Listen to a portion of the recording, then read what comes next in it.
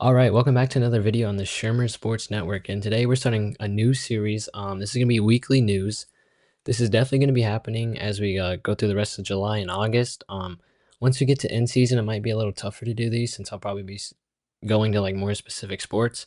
But it's something that I'm like open to doing. So without further ado, we're going to get into it. We're going to be talking about like the four main sports being NBA, NFL, college football, college basketball. We're also going to talk World Cup because that's kind of like the big sporting event going on. And then I have some like college football 27 with the gaming scene as we had some drama this week. So yeah, without further ado, let's just get into it. All right, starting off with the World Cup, we had games pretty much every day this week. And it started off Monday as we were kind of wrapping up the round of 16, and where we saw Spain beat Portugal 1-0, and obviously this was a pretty tough game for Portugal as Ronaldo's final game playing for Portugal. He's retiring from the World Cup scene. And I'm gonna be honest, I don't really know that much about soccer. I really just started watching this year during the World Cup, and I know Ronaldo's a goat. Obviously, didn't really look like that during this World Cup, but I'm sure he's been amazing, outstanding. Obviously, most people say he's one of the best, so gotta respect him there. Then next up on Monday the 6th, it was obviously the U.S. game, and man, this was just a rough watch. I mean, Belgium just absolutely obliterated them. And it was just pretty embarrassing performance from the U.S. I mean, that goal when we tied it up 1-1 was amazing. I was so hyped, and then just for them to march right back down and score just was a rough one. And just the rest of the game, I mean, losing 4-1 is not good, and that really proved it there. So yeah, it really sucks, especially if everything that was going around with the United States beforehand and all like the politics within it, which kind of sucks. But still pretty proud. It was like the one game I got to watch, and yeah, that's what happened. So I guess you can blame me on that.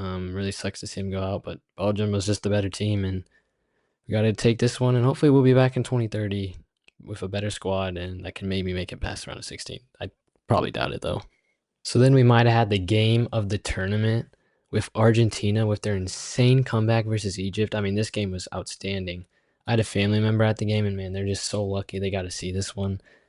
I thought it was maybe over for Messi. He was going to go out like this, just kind of a sad 2-0, and then they just scored 3 goals in the 79th minute or later. I mean, that's just insane. And just how, like, easy they looked as well. It just, like, one of the comments I saw was, like, they turned on easy difficulty, and that's exactly what they did. I mean, that's just what it looked like. And insane comeback. Definitely my favorite game that I've got to seen so far. And, I mean, just absolute cinema. Next up, then we had Colombia and Switzerland. This game really didn't have a lot going on with it until obviously penalty kicks. It was 0-0 going into them, and Argentina won it 4-3 in penalty kicks to send them on to the round of 8. I didn't really watch this game, so I don't really have a lot more to like speak on it. But Switzerland looking pretty good. Then we had a day off as we got into the round of 8, where we saw France play Morocco, and they just absolutely dominated from start to finish. 2-0 win. Really didn't look like Morocco had a chance at all, and France moves on to the Final Four, which they deserve. They have one of the best players, if not the best player in the world right now, and they just look unstoppable. Then Friday, we saw Spain take out Belgium. Great win for the Spain team, another like top team in the world, and they exactly where they wanted to be, and now they have a good chance to go out and win it. And then Saturday on July 11th, we saw our first doubleheader since the 7th. And it was two pretty good games. We saw both of them go into extra time. We saw England take out Norway. I know a lot of people were on that Norway bandwagon, and rightfully so. They had just such a fun team. Obviously, Holland, kind of blew up on social media from this. I'm sure a lot of people wanted to see it, but Harry Kane prevails, and England clinches their spot into the Final Four, and that's going to be a fun one. And then finally, we saw Argentina in Switzerland. Another close game for Argentina, but I've seen a lot of people complain about the refs and maybe they're carrying Argentina through this. I'm not really going to say much because I'm not a big fan. So, I mean, Argentina looks like one of the best teams, so I can't really argue with that. And I mean, 2 goals in extra time is insane. So good for them. And they obviously were playing against a man down for Switzerland. So I believe he got ejected. So, yeah, but I mean, the top 4 teams qualify for the Final Four. So it's just, we're going to get a lot. It reminds me of the Final Four for NCAA men's basketball just last year, with them when we had like all one seeds. This is kind of what it reminds me of. So the next two games are July 14th and July 15th. So I'll be covering those in the next video. But we'll see Spain take on France on the 14th, and then on the 15th, Argentina and England, and then the 19th as well will be the championship game. So these videos are gonna go up every Monday. So we'll cover both semifinals and the championship game for the World Cup in the next one. But yeah, insane week, and I'm gonna get an even better week next week. All right, we are on to the NBA as they had kind of the second most productive week. So I'm gonna kind of do this in order of like most productive to like just kind of basic news. So moving on to the NBA, still in kind of peak off season. It definitely died down this week compared to the first couple weeks. Obviously the biggest thing I think to come out was the Kawhi Leonard trade getting blocked until his investigation is over. This is huge for the Raptors because I mean they won this trade by a landslide, and if they don't end up getting Kawhi, obviously I think they can still contend in the East, but I don't think they could win like a finals or win the East at all.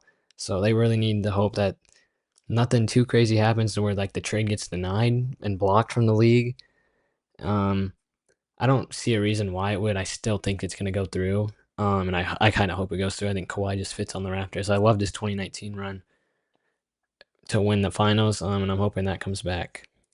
So the next up, we saw DeMar DeRozan, probably the second biggest name in this week. Obviously, he was a part of that Kawhi trade the original Kawhi trade to send him to Toronto. He gets waived by the Kings, which I mean, Kings really messed this one up. I mean, to get absolutely nothing from DeRozan, you can't even trade him away. Just you're doing something wrong. I expect DeRozan to be added to probably a playoff caliber team. I've heard maybe the Heat. I don't know about that. I feel like he's definitely a better shooter than like obviously Antetokounmpo and Adebayo, so it adds somewhat shooting.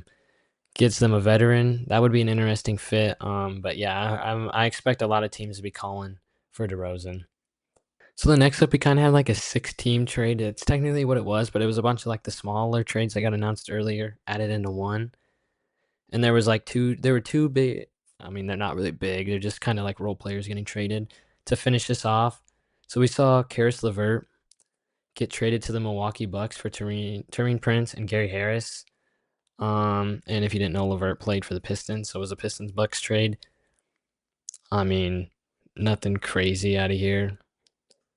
Just some role players might looking like at from the Pistons. You had Prince, Harris. They're just two veterans. I mean, Gary Harris used to be known as a shooter. Not sure if he's really known for that anymore. It'd be interesting to see. I don't really think there's gonna be a big winner in this trade. It's just depth pieces for the most part. And then the one that wrapped this up was Chris Middleton getting traded to the Wizards, kind of in like a sign-in trade.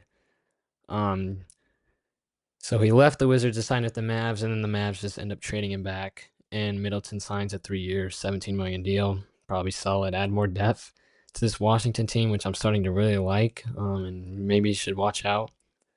And I mentioned it was a 6-team trade, so the other deals were like the John Collins deal, Isaiah Stewart to Memphis, Santi Aldama to Dallas, and then Karis LeVert obviously to the Bucks. I mean, nothing crazy. I think Middleton was the biggest name, maybe besides like Collins, but nothing too crazy out of here compared to what we were getting earlier. Now we'll get into kind of the signings and re-signings. Quentin Post got a 3-year, $30 million deal with the Grizzlies, which was insane. And this was an offer sheet. So if you don't know what that is, it's just basically where his original team can either match what another team came in. So like here, the Grizzlies came in with a $30 million deal, and he was originally on the Warriors. So the Warriors had a chance to match that, and obviously they weren't going to do it because this is a huge overpay, especially for Post, who's just going to end up being their backup center, probably to Zach Edey. I don't really understand this one. It's just a crazy overpay for the Grizzlies. Obviously, it's not like you're in a win now mode and you don't have to worry about that. But still, this is not going to end up being a great contract, I don't think, personally. And then we saw maybe the worst contract here with Gary Trent and the Bucks. What are the Bucks doing here? Gary Trent resigns for a 4-year, $64 million deal to stay with the Bucks, and oh my gosh, he was not good last year, and I don't see him getting any better. Especially on like a weaker core. I mean, you had Giannis last year, and you could barely win. Obviously, he was injured, but still, you don't really have that alpha. here. I mean, I guess Tyler Hero, and we'll get to him later. But I don't know. I don't really like this. Two pretty bad contracts in a row. So yeah, we need to get off that. Let's go to some good contracts. We got Rui Hachimura staying in LA, but going over to the Clippers and signs a 2-year, $28 million deal. This is a great addition. I was kind of hoping the Timberwolves were able to get him, but I just don't think we had the money. And yeah, the Clippers get a good piece. They're going to be kind of a borderline playoff team, so getting Hachimura, who's been in the playoffs the last couple of years with the Lakers, is huge for them. And I expect him to come in, probably be a starter, starting at the 4 spot or maybe the 3, just kind of depends. Great deal here for the Clippers. Then we saw Jordan Clarkson re-sign with the Knicks for just a 1-year deal, 3.9 mil. Nothing crazy for him. The Knicks re-sign a piece of their championship team. They pretty much bring everybody back except for Mitchell Robinson and then like Ariel Hukporti, but that's not really a big loss. So yeah, I think this is a win for the Knicks. Mo Bamba resigns at the Jazz for 2 years. I don't think this one's any crazy depth, especially after they lost Walker Kessler. They're going to need that like paint protection. Bamba obviously brings that. I'm not sure how many minutes he's going to get, but good deal here. Kevon Looney leaves the Pelicans after that 1-year deal, and he's going over to LA for the Lakers. Depth piece again here. Nothing too crazy. Then the next one, Larry Nance signs a 1-year deal with the Pacers. Again, nothing crazy here. Just getting a veteran in that locker room. Good for them. Charles Bassey resigns a 1-year deal with the Warriors. Again, depth piece here. Nothing crazy. And then kind of the big one for the Nuggets. They signed the EuroLeague Defender of the Year in Alpha Diallo. I had no idea who this guy was until today. And now he's a 29-year-old, and now he's jumping over to the NBA for the Nuggets. And I mean, their defense was atrocious last year. Obviously, they got exposed in the playoffs by the Timberwolves, and they need a defense. So they go and get a Defender of the Year in the EuroLeague. So nothing. I'm not sure like if he's gonna get crazy minutes or what his role is gonna be here. And they're still hoping to get Peyton Watson back, which they need. That's definitely a must-have for the Nuggets to bring him back to line with Diallo. So yeah, this is interesting. They also waived Jonas Valanciunas, who was their backup center. I could have saw this one coming. He was pretty atrocious, especially in the playoffs. Then we have a couple of huge extensions. So we'll start off with Victor Wembanyama. He signs a 5-year, $252 million maximum rookie scale contract. Deserved. I mean, he's probably going to be the best player in the league next year and for many years to come if he's not already.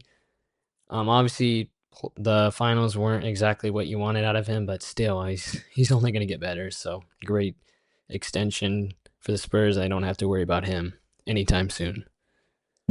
Then Donovan Mitchell got a 4-year, $273 million extension. Obviously, a no-doubter again. He's your player you're going to build around. And now you just got to wait on LeBron to see. I mean, they seem like the favorites down there in Cleveland, so just got to hope you can bring him in.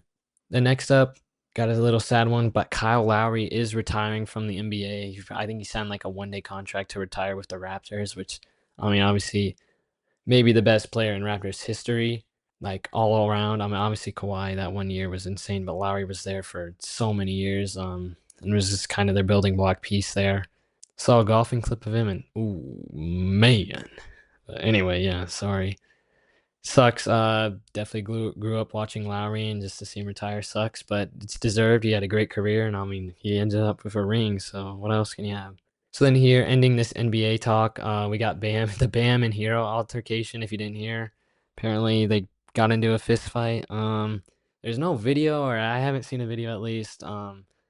If I can find it, maybe I'll put it into the video. But I really want to see this because this is just hilarious to read from Shams when he posted that. And that's gonna wrap it up for the NBA. We should be getting LeBron news this week, is from what I've heard. But who knows if LeBron, he could send this back another 3 weeks. Who knows? But yeah, once LeBron resign or sign somewhere, we should probably then get like a Jonathan Kuminga signing and then like a Peyton Watson as well. So we still have some big names to get signed this week. So hopefully that happens this week. Now moving on to college football. Had a pretty early crazy week with the Big 12 Media Day starting, and obviously I'm a Big 12 fan, so this was kind of big. Their biggest announcement was Monster Energy coming on as a main sponsorship, so it's probably going to be called like the Monster Energy Big 12 championship or big game, like stuff like that. Could care less. Each team's getting about $1 million from them. It just, I mean, that's $1 million that schools don't get, which is a positive, but it just kind of seems low for such a like a power conference. But obviously, this is the first conference to do so, so you don't really have anything to get compared on. So it's just kind of a deal. We'll have to wait and see if it's gonna end up good or not. Then they announced they're also gonna have live reviews, like the ACC did, so we can basically see into what the refs and hear their discussion into the call. Great addition. I think every conference should add this because then we can't really say that it's rigged, or we can just add on to it's rigged. So it's a win-win, I see. There's also kind of a situation. We all know that Texas Tech, Brendan Sworsby. I don't really want to talk about it because it's just rough, and how Texas Tech fans still defend him to this day. Just don't know how you could actually want him to play after what he did. But got a kind of spicy question asked to Big 12 Commissioner Brent Yormark from a Texas Tech reporter, and it was just a funny clip. So yeah, it was just interesting day. I'm surprised Yormark wasn't expecting a question like that, but I don't think he really handled that well in his response, and he didn't even respond, to be fair. So kind of sucks. But moving on from that, we had Jamie Pollard. So this kind of goes with basketball as well, but just college sports in general. He's the longest tenured AD, and he's announcing his retirement at the end of the 27 season. Obviously, you're like, well, who cares? It's just an AD, but longest tenured crazy, and from Iowa State, which is my favorite team. So this is huge news for us, Iowa State fans. I'm not really surprised. It's probably a couple years too late, but I mean, he's the greatest AD in Iowa State history, and probably greatest like sports figure. Like that's not a player, I would say, for Iowa State. He had some great decisions and coaching hires, obviously getting Matt Campbell and TJ Otzelberger. He's had some questionable decisions. We're finally just getting alcohol now, and in the state of Iowa, that's like crazy. So sad to see him go, but it's probably in a good time for him to retire. Something else that was crazy is college football fantasy is coming to Yahoo this season. I'm excited for this. I think I'm gonna play. I know one of my friends also wants to play. I'm expecting to dominate and win, so I can't wait to get this started. And then we had Wisconsin announce their uniforms for the first game. This is like the only uniform reveal I saw this week, so I put this in here. I love them. I mean, the Culver's logo obviously kind of makes it, but I think it makes it better for some reason. I like the metallic on these uniforms, and I'm excited to see them on the field in Lambeau Field in week 1. So college basketball kind of had a crazy week for mid-July. We saw the number 1 prospect for 2027, Marcus Sears Jr., reclassify, and he's going to Texas. And man, this Texas team is solidified, locked into a top 5 preseason team, and I expect them to be dangerous next year. Then we saw Nikola Kusturica, probably the best foreign player. I mean, he had an amazing, I think it was FIBA qualifier, or like World Cup qualifier for basketball, for Serbia, and he's committing to UCLA, and he will not be able to enter the 2027 NBA draft. So we're gonna get 2 seasons of him, and it's just adding more talent to college basketball. I'm excited to see him and the Duke guy who just committed. He also has to play 2 years. That was like a little bit ago, but I think it's Boomjay, something like that. He also has to play 2 years, so I'm excited to see them 2 years in college. They're gonna be dominant and just probably a pain. So maybe I'm not excited to watch them. Then we had huge news for Gonzaga. Mario Saint Supre, who was going to be their starting point guard, leaving to go back to play professional basketball in Spain. This one is huge. Gonzaga is now really going to be struggling at that point guard position. They're probably going to have to get someone else late here. Most teams have already started summer workouts and started like in June. So this is kind of rough for the Gonzaga. I'm not sure. I mean, obviously they're moving to the Pac-12. It's not like a crazy, like good Pac-12, but you still got some solid teams in there, and this is definitely going to hurt them. It's definitely going to drop them in like preseason rankings and everything, but we'll see when it actually gets onto the court. Then Mike Boynton, this was a surprise to me. He gets a 2-year deal with Michigan. He was set to be the intern coach after Dusty May left for Dallas in the NBA. I was expecting him to just get this 1-year deal, maybe approve it, but no, he gets 2 years. So the Michigan job will not be open after this season, which as an Iowa State fan, won't have to hear TJ Otzelberger getting mentioned to that 300 times. So I appreciate this, Michigan, but not really sure about this. He wasn't too crazy at Oklahoma State. Then finally, kind of a smaller one. We saw Xavier, Dayton, Ohio State, and Cincinnati announce like an exhibition doubleheader that they're playing outdoors. This is a great idea. You get your 4 teams in your state. Obviously, there's more, but like your 4 big names in state to go and play in an exhibition. Hopefully, this becomes like a regular season thing. I think that would be so much better and just amazing. I love close proximity games, and this is just a great idea. And I think we should expect more, hopefully, more teams to do this. So then in the NFL, I just had to kind of find stuff. Rasul Douglas signed with the Commanders. He played for the Dolphins last year. He's a cornerback. He's pretty solid. He's mostly known for his time at Green Bay. He played on Buffalo as well recently. Good corner. I'm not sure if he'll start. I haven't really got a chance to look at depth charts for the NFL. I'll start getting into that once I'm done with the college ones. Good signing here. I just needed something to talk about in the NFL. And then this happened yesterday. The Seattle Seahawks are under new management, and it's a group led by a San Francisco 49ers limited partner, Vinod Kolsha. I have it on the screen. I don't know how to say that.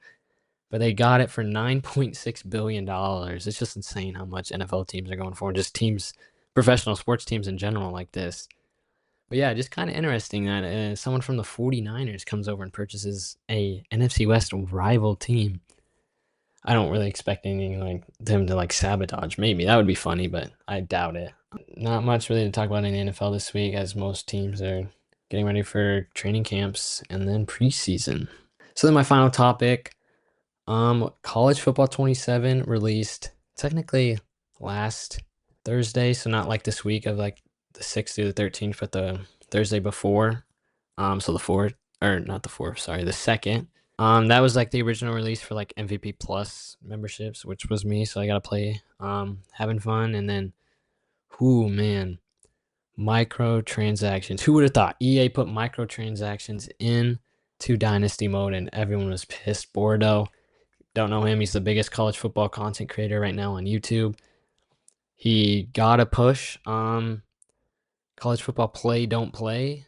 And this kind of played out throughout the week. At first, it was kind of like a dynasty strike. It was just all over social media. They were just under any EA post, they were just going off and just saying, "No, we don't want microtransactions in the game." And if you didn't see it, they added that. So like Coach XP, there's different kind of sliders in the last 2 games. They took that away and they make you now buy them. And that, I mean, yes, they had every right to be pissed, and I agree 100%. I would have joined, but it's already over. EA announced that they are taking them out, which is absolute W.